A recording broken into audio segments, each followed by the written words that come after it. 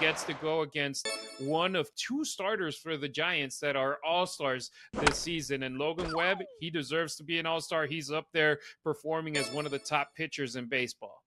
Yeah, with May specifically, Harry, there's one thing that I always look at when he's pitching, and it's strike one.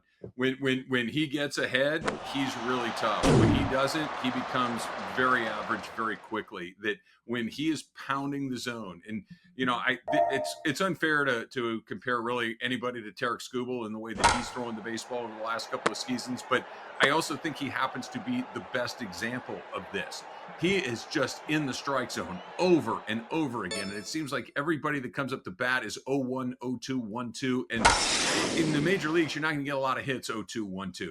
With Dustin May, it seems there's a lot of 2-1s, 1-0, 3-1s, and he's pitching from behind. He's pitching defensively, and he's not attacking the zone. So that's something I like to see in the game on Friday. That's something I'd like to see him do going forward. I thought it was interesting that, going back to what we saw with Glasnow in Milwaukee, I thought that Dave Roberts said something really interesting. There was none of this searching early in the game, that he got into the strike zone early.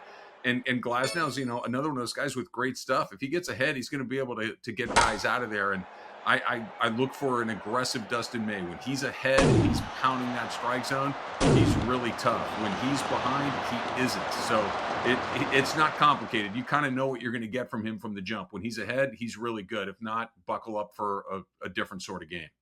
Saturday afternoon, this game is exclusively on Roku, I believe. Shohei Ohtani plus Emmett Sheehan versus Landon Root, the curveball thrower.